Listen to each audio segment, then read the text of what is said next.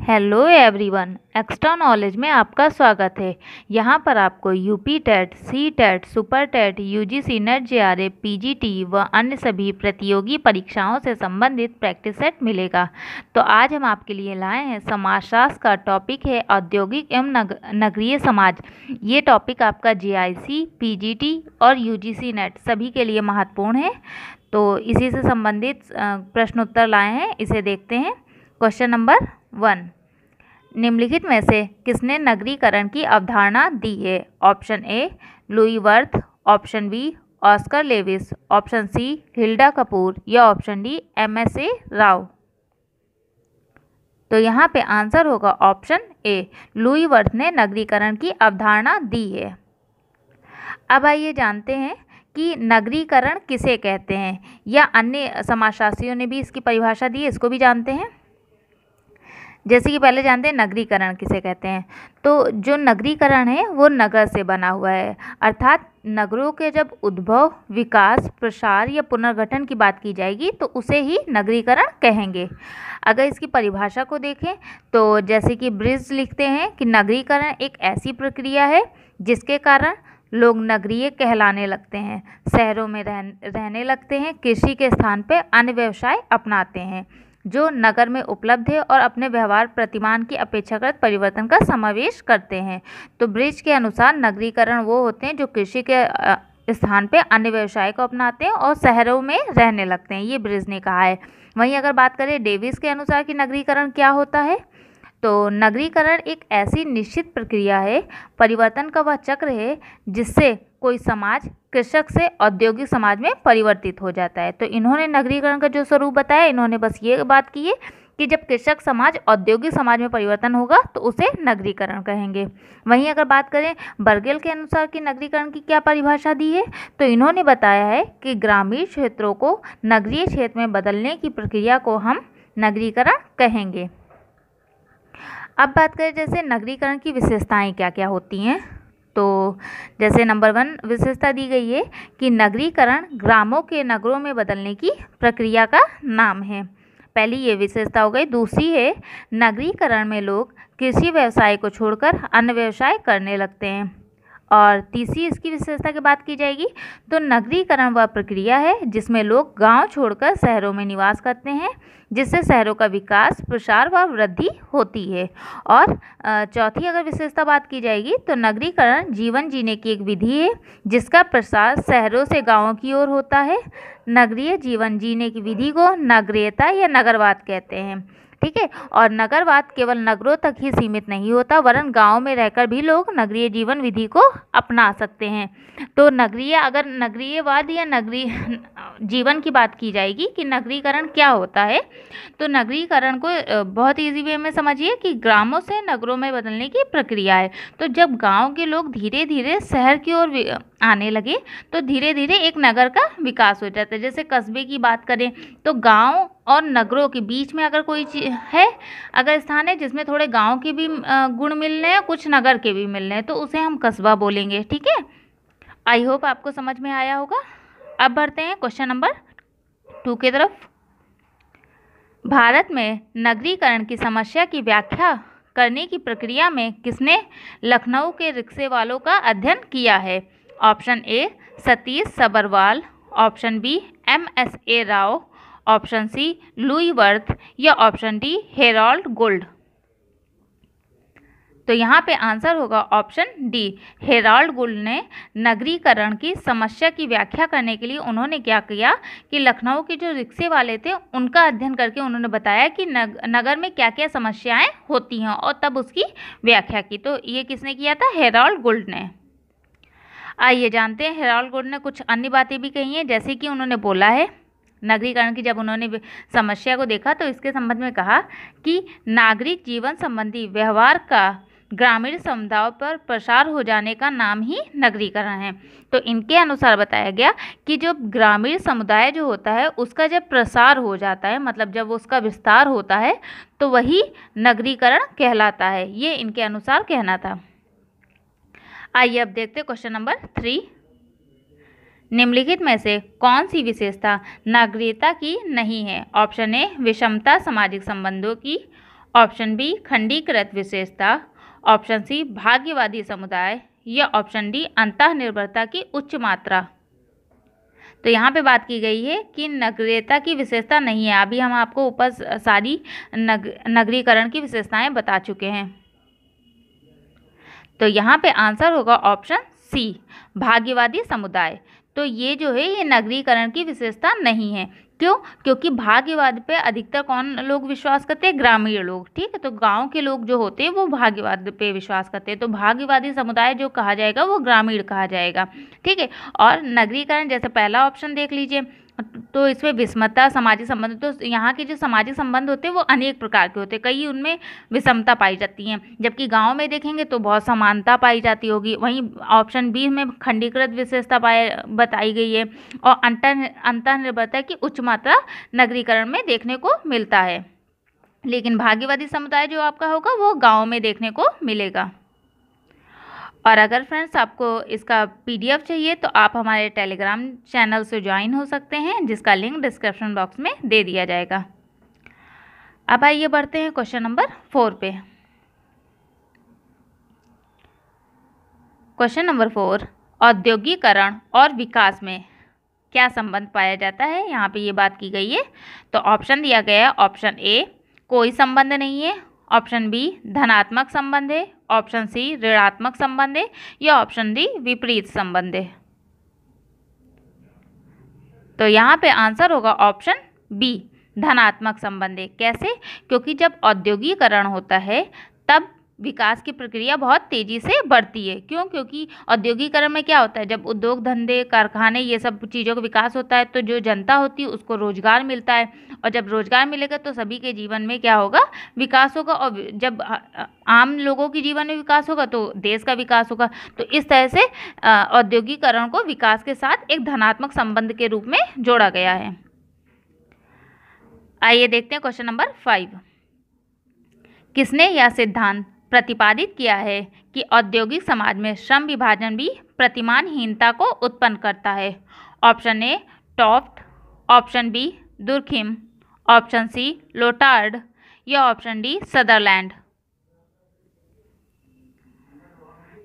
तो यहाँ पे आंसर होगा ऑप्शन बी दुर्खिम। दुर्खिम ने यह बताया है कि औद्योगिक समाज में श्रम विभाजन भी प्रतिमानहीनता को उत्पन्न करता है। तो आपने अगर दुर्खिम का पढ़ा होगा श्रम विभाजन का सिद्धांत और विसंगति का सिद्धांत, तो इस क्वेश्चन को बहुत अच्छे से आंसर दे देते हैं। क्यों? क्योंकि इन्होंने जो सिद्धांत दिया है दुर्खिम ने अपना, तो श्रम विभाजन के सिद्धांत में इन्होंने बताया है कि किस तरह आदिकाल या प्राचीन काल से इंसान आधुनिक जीवन में प्रवेश करता है, इस चीज़ को बताया है।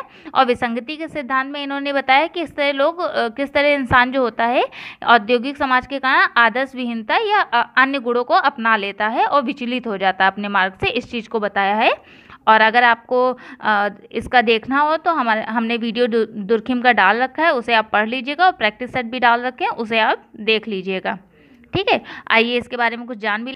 जैसे कि दुर्खिम ने लिखा है कि जब आदिकाल समाज में परिवर्तन हुआ तो सामूहिक नियंत्रण भंग हो जाने के कारण अचानक महत्वपूर्ण परिवर्तन होने से समाज में जो नवीन परिस्थितियां उत्पन्न हुई उससे नियम विहीनता या आदर्श शून्यता की स्थिति उत्पन्न हुई। तो इन्होंने बताया था जैसे कि आदिकाल में क्या होता था, व्यक्ति जो होते थे उनके जो आवश्यकताएं होती थी वो बहुत कम होती थी। ठीक है, और वो एक सामूहिक रूप से जीवन व्यतीत करते थे कि अगर कोई चीज़ वो पाते थे या कोई भी चीज़ वो खोज लेते थे तो उसमें वो सभी लोगों को बांटते थे।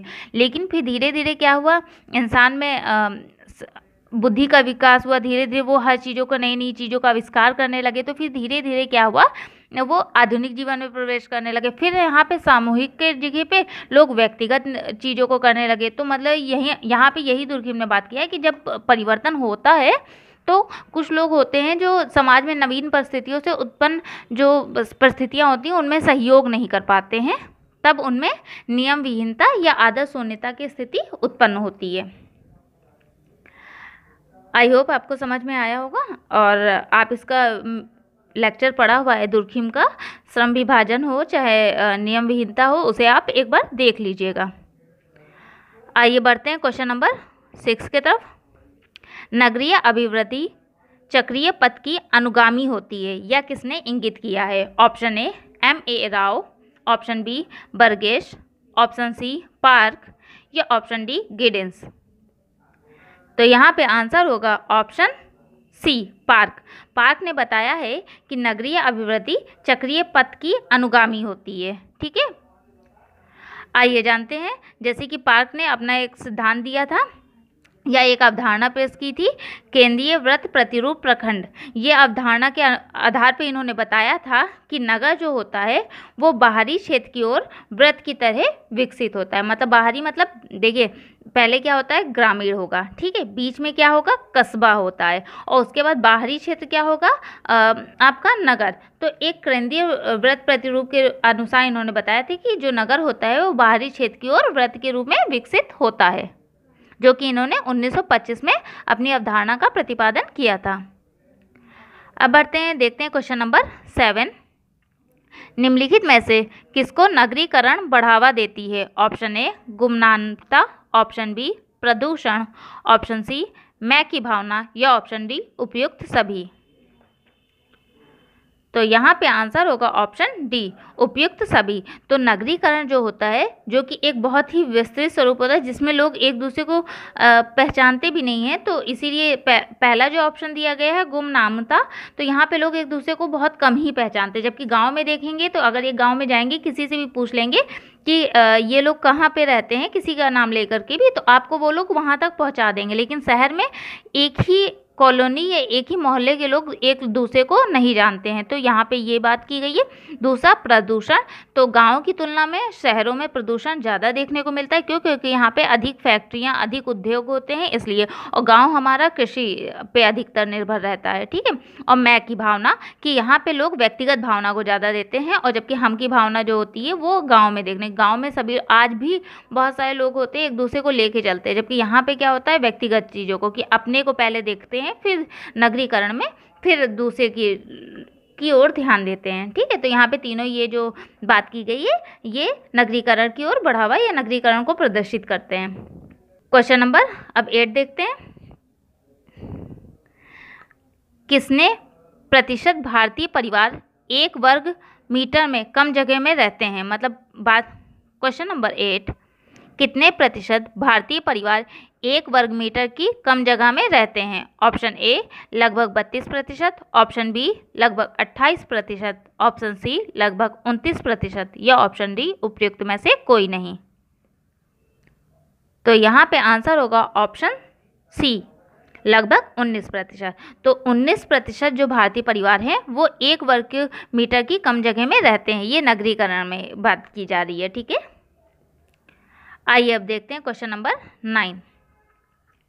किस लेखक ने शहरों की व्यवस्था पर a tale of two cities पुस्तक लिखी? Option A Charles Dickens, option B Patrick Abercrombie, option C A.L.D. स्टाफ या ऑप्शन डी लेविस। और फ्रेंड्स, आपके लिए ये जो क्वेश्चंस लाए हैं ये कहीं ना कहीं कभी ना कभी पूछे गए हैं, तो प्लीज़ इन्हें बहुत ध्यान से और अच्छे से समझिएगा, जिससे ये कभी क्वेश्चंस आपके गलत ना हो। बहुत ही इजी क्वेश्चंस होते हैं ये। तो यहाँ पे इसका आंसर क्या होगा? यहाँ पे इसका आंसर होगा ऑप्शन ए चार्ल्स डिकेंस। तो चार्ल्स डिकेंस ने शहरों की व्यवस्था के आधार पे एक पुस्तक लिखी थी जिसका नाम क्या था? अ टेल ऑफ टू सिटीज़। ठीक है, तो ये 2 तरह से क्वेश्चन पूछा जा सकता है कि अ टेल ऑफ टू सिटीज़ पुस्तक किस व्यवस्था पे आधारित था? तो शहरों की व्यवस्था पे आधारित था। किसने लिखा था? तो चार्ल्स डिकेंस ने लिखा था। आइए अब देखते हैं क्वेश्चन नंबर 10। नगर नियोजन का विचार नागरिकों के कल्याण और जनता के जीवन स्तर के उन्नयन से संबंधित है। यह वक्तव्य किस विद्वान का है? Option A L.D. Stamp, option B A. Augustine, option C John Hobbes या ऑप्शन डी चार्ल्स डिकेंस।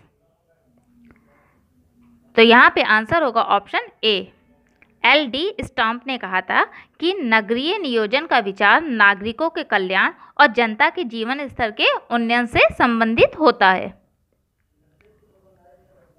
आइए देखते हैं question number 11। Edward M Bassett ने नगर नियोजन के कितने तत्वों का उल्लेख किया है? Option A 5, option B 2, option C 7 या ऑप्शन डी 6। तो यहाँ पे आंसर होगा option C 7। Edward M Bass ने जो नगर नियोजन का प्रकार प्रस्तुत किया था उनमें 7 तत्वों को शामिल किया है। आइए देखते हैं क्वेश्चन नंबर 12। सन 2011 की जनसंख्या के आंकड़ों के अनुसार कितने प्रतिशत घर प्रकाश के स्रोत के रूप में विद्युत का उपयोग कर रहे हैं? ऑप्शन ए लगभग 90%, ऑप्शन बी लगभग 92%, ऑप्शन सी लगभग 93% या ऑप्शन डी उपरोक्त में से कोई नहीं। तो यहाँ पे आंसर होगा ऑप्शन सी, लगभग 93% लोग जो कि घर में प्रकाश के स्रोत के रूप में विद्युत का उपयोग कर रहे हैं। Question number 13। नगरीकरण एक प्रक्रिया है और नगरवाद एक परिस्थिति है, ये किसने कहा है? ऑप्शन ए बर्गेल, option B Anderson, option C Ghurye या ऑप्शन डी राव। तो यहाँ पे आंसर होगा ऑप्शन ए, बर्गेल ने कहा है कि नगरीकरण एक प्रक्रिया है और नगरवाद एक परिस्थिति है। आइए बढ़ते हैं क्वेश्चन नंबर 14 की तरफ। आधुनिकीकरण का औद्योगिकरण के साथ प्राकार्यात्मक साहचर्य किसने कहा है? Option A N J. Smelser, option B A T. Jones, option C N. Jacob या ऑप्शन डी W.E. मूरे। ये क्वेश्चन भी पूछा गया है कई बार, ठीक है, इसीलिए यहाँ पे इस क्वेश्चन को डाला है। बताइए इसका आंसर क्या होगा? इसका आंसर होगा ऑप्शन डी, W.E. मूरे ने आधुनिकीकरण का औद्योगिकरण के साथ प्रकार्यात्मक साहचर्य को समझाया है या बताया है। आइए अब देखते हैं क्वेश्चन नंबर 15। औद्योगिकरण का एक प्रभाव ग्रामों से नगरों की ओर उत्प्रवास है, जिसका नगरीकरण पर कुछ प्रभाव भी है। ग्रामों से नगरों की ओर उत्प्रवास का बुरा प्रभाव क्या है? ऑप्शन ए नगरों में अशिक्षा, ऑप्शन बी परिवार विघटन, ऑप्शन सी जन अधिक या ऑप्शन डी प्रदूषण। क्या है? तो यहाँ पे आंसर होगा ऑप्शन बी पारिवारिक विघटन। तो पारिवारिक विघटन जो है वो कहीं ना कहीं ग्रामों से नगरों की ओर जब हो गए तो उसका इसमें यहाँ पे हाँ बात की गई है प्रभाव की। तो प्रभाव क्या पड़ेगा? पारिवारिक विघटन, मतलब पहले संयुक्त परिवार एक साथ कई लोग रहते थे, लेकिन जब नगरीकरण आया, जब औद्योगिकरण से नगरीकरण की ओर हुए तो यहाँ पर पारिवारिक विघटन ज़्यादा देखने को मिला और एकांकी स्वरूप। आजकल सभी लोग 4 से 5 ही लोग को रहना पसंद करते, ज़्यादा लोग होते हैं तो उसमें एडजस्ट हो पाना लोगों को मुश्किल होता है। तो पारिवारिक विघटन एक इसका प्रभाव देखने को, एक बुरा प्रभाव देखने को मिलता है औद्योगिकरण के कारण नगरीकरण, और नगरीकरण में ये प्रभाव देखने को मिला। आई होप आपको समझ में आया होगा। और फ्रेंड्स प्लीज़ चैनल को शेयर करें और सब्सक्राइब करें, और आपके लिए इसी तरह वीडियो लाते रहेंगे, ठीक है। And thank you for watching my channel.